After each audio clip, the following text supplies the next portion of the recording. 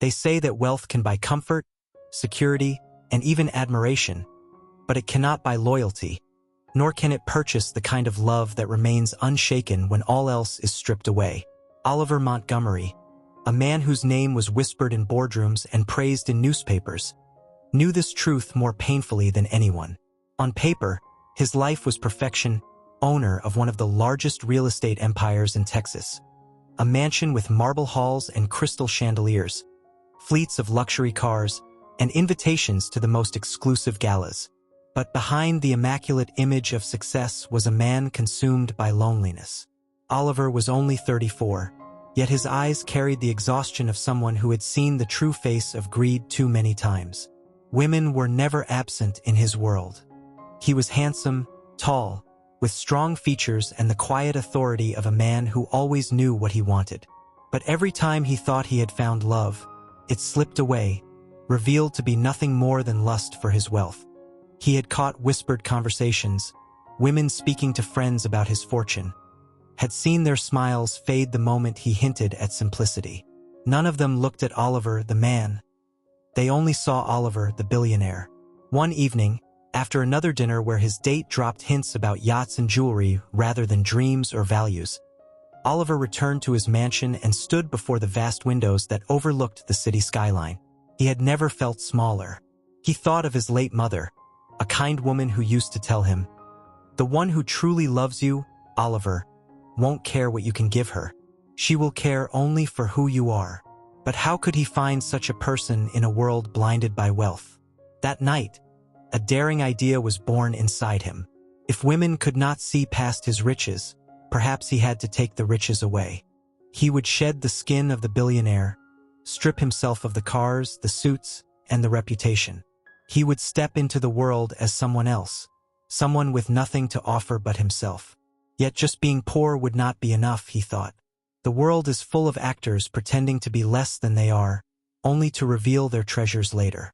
If he wanted to uncover truth, he would need to test loyalty at its deepest level. And so Oliver decided to pretend he was blind. It was the perfect disguise. A man who cannot see, who has nothing, who struggles through the world in silence. What woman would choose to stay with him unless she truly loved his heart? It was bold. It was reckless.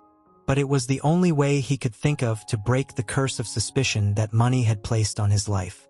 The next weeks became a secret mission. He went to a small town far from the city where no one knew his name.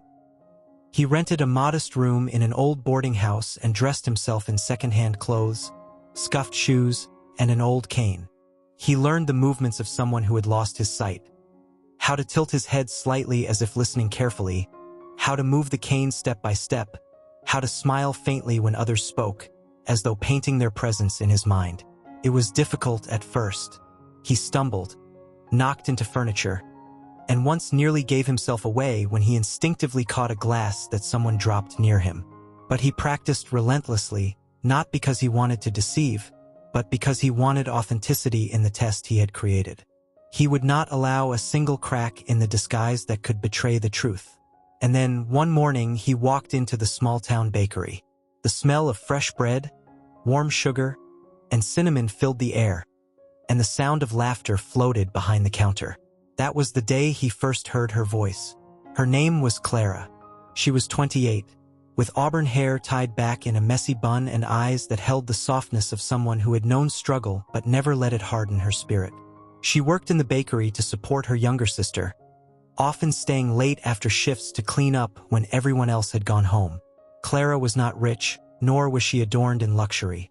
Her dress was simple, her hands sometimes dusted with flour, yet she carried herself with a grace that seemed to shine brighter than jewels.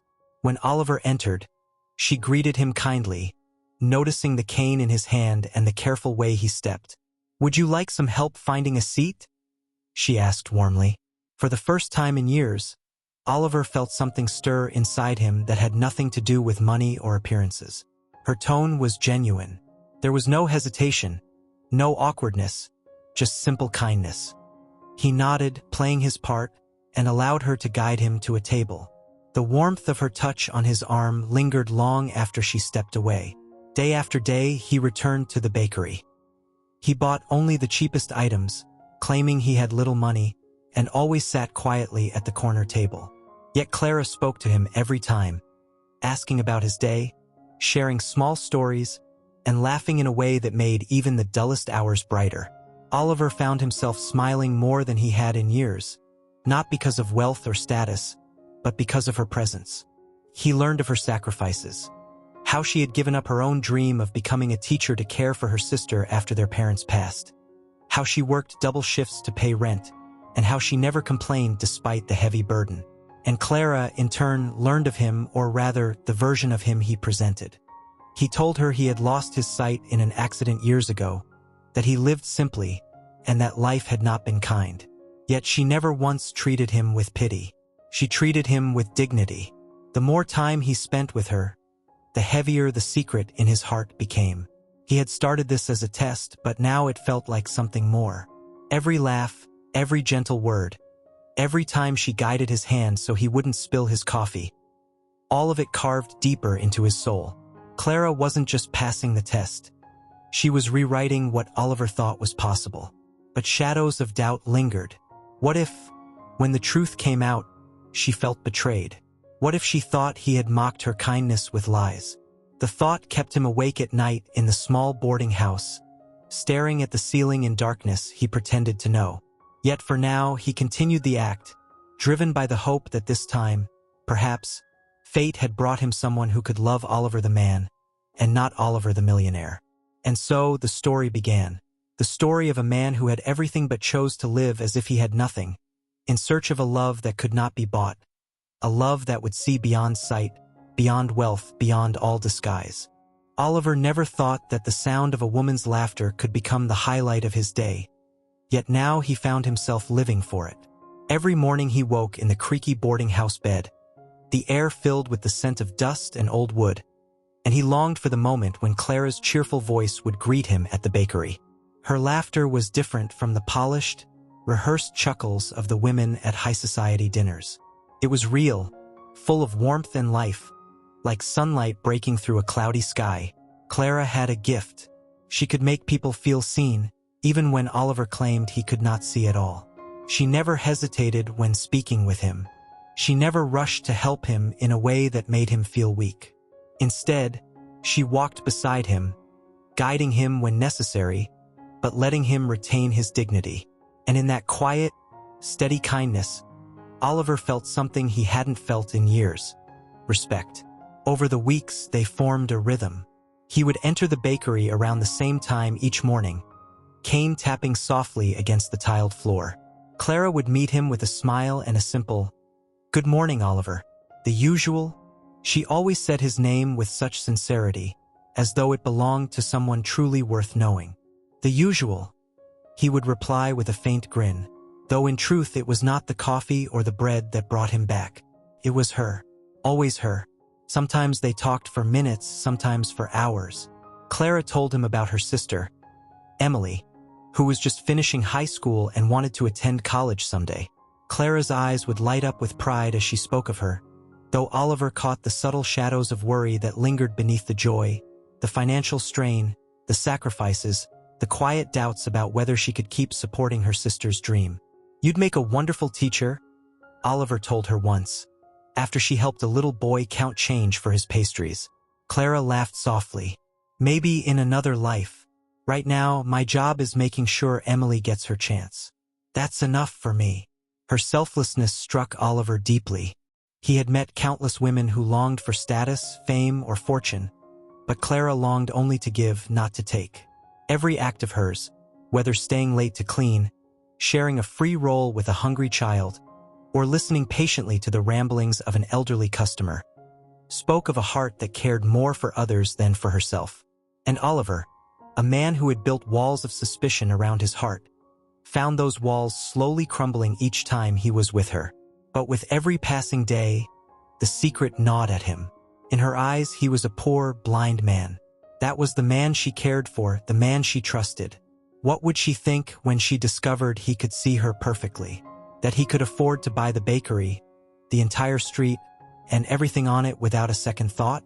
Would she believe anything between them was real, or would she feel used, deceived? The weight of his deception pressed on him during sleepless nights. He would lie awake, staring into the dark, and think of her face. The freckles across her cheeks, the way her hair slipped loose from its bun, the spark in her eyes when she laughed. He saw her more clearly than anyone else in his life, and yet she thought he saw nothing. One rainy afternoon, Oliver entered the bakery soaked from head to toe. His old coat clung to him, dripping water onto the floor, and his hair was plastered to his forehead. Clara gasped when she saw him. "Oliver, you should have stayed home in this storm," she exclaimed, rushing to fetch a towel. She guided him gently to a seat, brushing raindrops from his shoulders. "What were you thinking?" He smiled faintly. "I wanted to hear your voice today." Her hands paused, the towel resting lightly against his shoulder. For a moment, she didn't speak. Then, softly, she said, "You really don't know how much that means." It was in that moment Oliver realized he was falling in love with her. Truly, deeply, dangerously in love. It wasn't the infatuation of beauty or charm, nor the shallow thrill of conquest. It was the kind of love that made his chest ache with both joy and fear. But fear it was, because he knew that if he revealed himself too soon, everything could shatter. Clara's kindness might vanish, replaced with anger at his deception. Yet if he waited too long, he risked building a bond on lies too heavy to untangle. One evening, after leaving the bakery, he wandered through the quiet streets, lost in thought. He passed a window where a young couple sat holding hands over dinner, their eyes locked with unspoken devotion. He envied them. They had no masks, no secrets, nothing but the truth between them. He wanted that with Clara, but he had chosen a path that twisted truth into a dangerous game. Still, the thought of giving up his disguise filled him with dread. Because what if Clara was like all the rest? What if, upon seeing his mansion, his wealth, and his status, her love shifted into something else entirely? He could not risk another heartbreak built on greed. So he resolved, at least for now, to continue the charade. He would live as Oliver the blind, poor man, until his heart found enough courage to face whatever truth awaited him. Yet fate had its own plans. For as the days passed, Clara began to confide in him more deeply. She spoke not just of her sister and her work, but of her own heart. "You know," she said one evening as they walked together after her shift, her arm guiding his, "most people see me as just the girl behind the counter. They don't really listen when I talk. But you do. You make me feel seen." Oliver stopped in his tracks. The irony cut into him like a blade. She felt seen by a man who pretended to be blind. He wanted to scream the truth, to tell her that he saw her more clearly than anyone else in the world. But instead, he swallowed the words, forcing a smile. "Clara," he whispered, "you deserve to be seen. You're unforgettable." Her cheeks flushed, though she quickly looked away. For a brief second, Oliver dared to believe she might feel something for him too. But the storm inside his heart only grew stronger. How long could he keep up this masquerade before the truth demanded to be revealed? And when it did, would love survive, or would it shatter into pieces beyond repair? This was no longer just a test. It was his life. And Clara was no longer just a stranger in a bakery. She was becoming the one person who made him believe in love again. Days stretched into weeks, and Oliver, still in his disguise, began to notice something remarkable about Clara. She was unlike anyone he had ever met. She wasn't dazzled by the shine of money or the glitter of status because she believed he had none of it. She wasn't cautious in her words, as so many people were around him when they knew who he truly was. Instead, she spoke openly, laughed freely, and treated him with the kind of dignity that stripped away the walls he had built around himself over the years. Clara had a way of seeing the world that fascinated him. Though she had little, she lived with gratitude for the smallest things. A warm cup of tea on a cold day, the laughter of children playing in the park, the way sunlight painted golden streaks across old buildings at dusk. She noticed beauty in places Oliver had long overlooked. To her, wealth wasn't measured in possessions or bank accounts. It was measured in kindness, loyalty, and honesty. And Oliver, a man who had lived among the richest luxuries life could offer, found himself humbled by her vision. One evening, after spending the day helping her carry groceries and fix a leaky faucet in her modest apartment, Oliver sat with Clara by the window. The city buzzed faintly below, and a quiet peace settled between them. Clara turned to him and said softly, "You know, the world can be cruel, but it can also be gentle if you choose to see it that way." Her words struck him deeply. She thought he was blind, yet she was the one showing him how to truly see. But while Oliver was captivated by her heart, a shadow of doubt began to grow inside him. He had lied. He had woven a story of blindness and poverty to test her loyalty, and as their bond deepened, so did his guilt. Clara trusted him completely, and the thought of betraying that trust gnawed at him day and night. His best friend and confidant, James, who had helped orchestrate his disguise, urged him to come clean. "Oliver, you found what you were looking for. She's real. She's kind. She cares for you without knowing your wealth. But every day you wait, the truth becomes heavier. If you love her, you can't build that love on deception." But Oliver hesitated. He feared losing her, feared that once she discovered who he truly was, and more importantly, what he had pretended to be, she would walk away. He imagined the disappointment in her eyes, the betrayal in her voice. He couldn't bear it. Yet destiny has a way of pushing truths to the surface. One afternoon, Clara invited Oliver to attend a small gathering at her church. It was a simple event, filled with music, laughter, and the warmth of a community that supported each other through thick and thin. Oliver felt out of place at first, but Clara introduced him with pride. "This is my friend," she said to everyone. "He may not see the world with his eyes, but he sees with his heart, and that's rarer than anything else." Her words pierced through him like arrows. He wanted to tell her right then, to fall at her feet and confess everything. But just as he gathered the courage, a voice from behind interrupted the moment. "Mr. Oliver?" The room fell silent. A businessman, one of his company's clients who recognized him despite his disguise, stood frozen in shock. Oliver's heart sank. He quickly tried to brush it off, fumbling with an excuse, but Clara's eyes widened. She looked from Oliver to the stranger, confusion clouding her gentle gaze. Later that night, Clara asked him directly, "Who are you really? Tell me the truth." Her voice was calm, but there was a firmness that made Oliver's chest tighten. He took a deep breath, the walls of his carefully constructed lie beginning to crumble. "Clara, I haven't been honest with you. I'm not who you think I am. I'm not poor and I'm not blind. My name is Oliver, yes, but I'm a businessman, a wealthy one."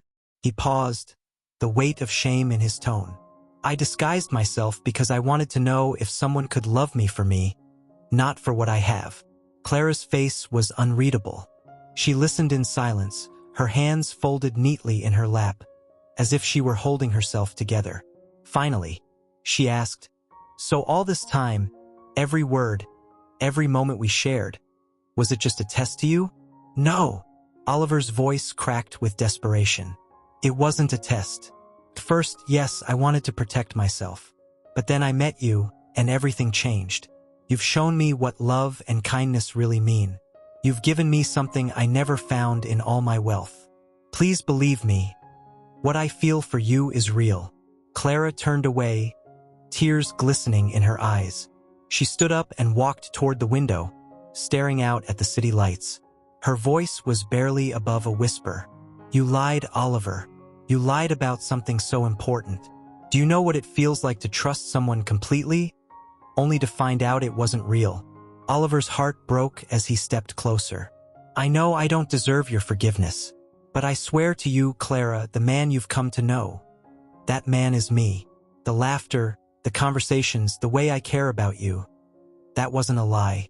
That was the truest part of who I am." Silence hung between them. Clara didn't answer right away. Her heart battled between the sting of betrayal and the undeniable connection she felt with him. Finally, she whispered, "I need time." Oliver nodded, his chest heavy. knowing he might lose the one woman who had ever loved him without knowing the power of his name. That night, he left her apartment, the city feeling colder than ever before. For the first time in his life, Oliver, the man who had everything, felt truly powerless. What he didn't know was that Clara, though hurt, couldn't stop thinking about him either. Her heart ached not just from betrayal, but from the realization that despite everything, she still cared for him. It was the beginning of a storm that would either tear them apart forever or bring them together in a way neither of them could have imagined. The days after Oliver's confession stretched endlessly. Clara kept her distance, burying herself in work and leaning on her small circle of friends at the hospital and church. Outwardly, she smiled and carried on, but inwardly her heart was a battlefield. She replayed every moment with Oliver in her mind. The laughter they shared, the quiet conversations, the little acts of kindness he had shown her. None of that felt fake. And yet, the lie hung over it all like a shadow she couldn't ignore. Oliver, on the other hand, was restless. For the first time in his life, he wasn't thinking about business deals, board meetings, or stock values. All he could think about was Clara. The way her eyes softened when she laughed, the way she spoke about life with gratitude, the way she treated him as though he mattered even when she thought he had nothing. He realized that losing her would mean losing the very thing he had been searching for all along, a love unshaken by appearances. James, ever the voice of reason, visited Oliver one evening at his luxurious penthouse. "You can't force her to forgive you," James said gently, pouring them both a drink. "You have to give her space. But Oliver, if she comes back to you, it has to be on the foundation of truth. No more masks, no more tests." Oliver nodded, his chest heavy. "I know. I'd give up everything, every cent I own, just to earn her trust again." Meanwhile, Clara's world was shaken when her landlord informed her that the old building she lived in was being sold. The tenants would have to leave within 2 months. It was devastating news. Clara had little money saved and no family to fall back on. For years, she had dreamed of buying a small house, a place of her own where she could finally feel secure. But with her modest salary as a nurse, that dream always seemed just out of reach. One rainy evening, after another exhausting shift, Clara walked home through the quiet streets, her umbrella barely shielding her from the downpour. As she approached her apartment building, she noticed a car parked outside, sleek, black, unmistakably expensive. And leaning against it, drenched despite the rain, was Oliver. Her heart skipped. Part of her wanted to walk past him, to protect herself from more pain. But another part of her, the part that still longed for his presence, couldn't resist stopping. "What are you doing here?" she asked, her voice steady though her hands trembled. Oliver stepped forward, rain dripping from his hair. "I had to see you. I know you asked for time and I've tried to respect that. But I can't stand the thought of you facing everything alone." Clara frowned. "Facing what alone?" He hesitated. "I heard about your building. I know you're being forced out." Her eyes widened in shock. "How do you know that?" "I still have connections, Clara. People talk. But I swear, I'm not here to interfere with your life. I'm here because I care. Let me help you." Her defenses rose immediately. "Help me? By throwing money at me? By buying me a house so you can feel like a hero? I don't need your wealth, Oliver. That's the problem. You don't understand what it's like to live without it." The pain in her words cut deep, but Oliver didn't back down. "You're right. I don't fully understand. But I want to. I don't want to use my money to buy your forgiveness. I want to prove to you that I'm willing to stand beside you, whether we're in a palace or on the street." Clara searched his face, her heart torn between anger and the flicker of sincerity she saw in his eyes. The rain poured harder, soaking them both, but neither moved. Finally, Oliver said softly, "Come with me, just for a walk. Nothing more. Let me show you something." Against her better judgment, Clara agreed. They walked through the city in silence until Oliver led her to a quiet neighborhood she had never visited before. At the end of a narrow street stood a small, charming house with ivy climbing its walls and a light glowing warmly in the window. Clara stopped, confused. "Why are we here?" Oliver took a deep breath. This house, it's yours if you want it. Not as a gift, not as charity, but as a chance. I bought it years ago, thinking someday I might settle down, but I never did. I want you to have it. Not because I pity you, but because I believe you deserve the home you've always dreamed of. Clara's heart raced. Part of her wanted to scream at him, to tell him she didn't need him swooping in to save her. But another part, the part that had spent nights worrying about where she would go, felt her defenses crumbling. Tears filled her eyes. Oliver, you don't get it. It's not about the house. It's about trust. You lied to me. You pretended to be someone you weren't. How do I know this isn't just another act? Oliver's voice shook with emotion. Because this is me, Clara. No disguises, no lies. Just a man who's terrified of losing the woman who changed his life. I don't expect you to forgive me tonight. I just need you to know. I love you. Not because you treated me kindly when I was pretending to be poor. Not because you didn't care about my wealth, but because you saw me when no one else did. Clara stood frozen, tears mingling with the rain. Her heart warred with her mind. She could walk away, protect herself from more pain. Or she could take a step toward him and risk everything for love. In that moment, she didn't answer. She simply turned, walking back into the storm, leaving Oliver standing alone in front of the little house with hope flickering like the faint glow of its windows. But deep inside her, something had shifted. The walls around her heart weren't impenetrable anymore. And Oliver, though left in the rain, felt the faintest glimmer of faith that perhaps their story wasn't over yet. The following weeks were a test of endurance for both Clara and Oliver. Clara tried to bury herself in her work at the hospital, taking on extra shifts to distract her mind from the storm of emotions inside her. Every time she passed the ivy-covered house Oliver had shown her, she felt a tug at her heart, a whisper of longing mixed with fear. Her friends noticed the change in her.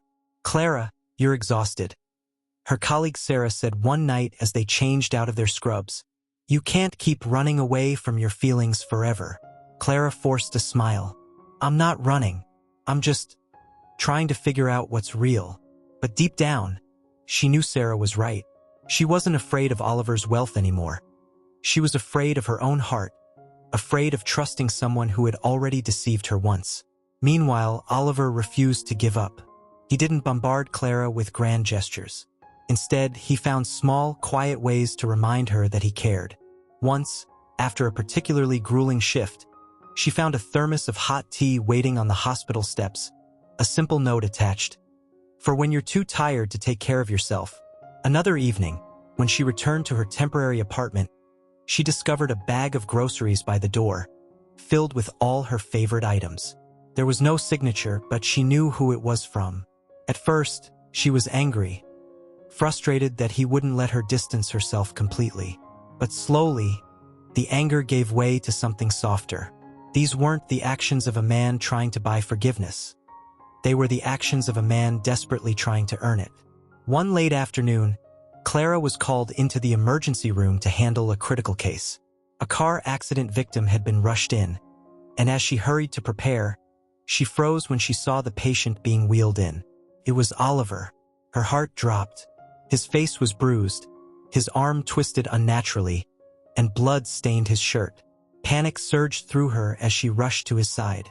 "Oliver!" she cried, gripping his hand. His eyelids fluttered, and he managed a faint smile. "Clara, I didn't mean to scare you." "Don't talk," she ordered, her voice breaking. "Save your strength."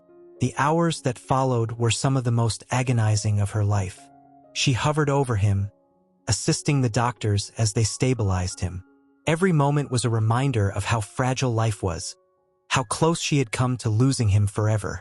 And in those moments, all her doubts, all her fears, melted away.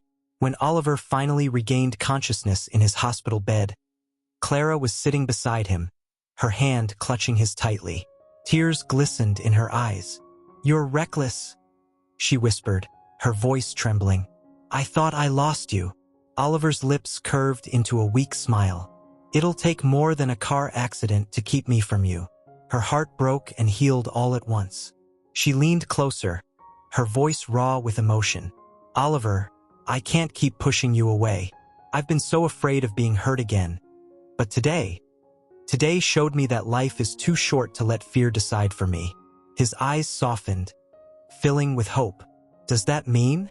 Clara nodded, tears slipping down her cheeks. "It means I forgive you, and if you'll still have me, I want to really try with you." Oliver reached up, brushing away her tears with the back of his hand. "Clara, there's never been anyone else. I've been waiting for this moment, praying for it. I don't need your forgiveness as much as I need your love. And if you're willing, I'll spend the rest of my life proving to you that you can trust me." For the first time in weeks, Clara felt peace wash over her. She rested her head gently on his chest, listening to the steady rhythm of his heartbeat, the sound of a second chance being born. In that small hospital room, with the hum of machines around them and the faint glow of the evening sun slipping through the blinds, Clara and Oliver made a silent promise. Not a promise of perfection, but of honesty. Not a promise of wealth or gifts, but of love that would endure whatever storms came their way. Their story, once tangled in lies and fear, was beginning to rewrite itself into something beautiful, fragile, and deeply real. And though neither of them said it out loud, both knew this was the beginning of something that could change their lives forever. The weeks after Oliver's accident became a turning point in their story. Clara remained faithfully by his side as he healed, and with every day that passed, the walls between them crumbled a little more. She saw Oliver not as the wealthy businessman who had hidden behind lies, but as a man scarred by his own fears, desperate to be loved for who he truly was. And Oliver saw Clara not just as the woman who had forgiven him, but as the anchor he never knew he needed, the light that cut through his deepest shadows. When he was finally discharged from the hospital, Oliver invited Clara to spend some time with him at his countryside estate. At first, she hesitated, still unsure about stepping too deeply into the world of his wealth. But when she arrived, she discovered that his home was not filled with cold marble halls and glittering chandeliers like she had imagined. Instead, it was warm, filled with laughter from the staff who clearly adored him, with rooms that carried stories of kindness and generosity. One evening, as the sun painted the Texas sky in hues of gold and crimson, Oliver led her to the old ivy-covered cottage he had shown her months before. This time, however, it wasn't just a dream.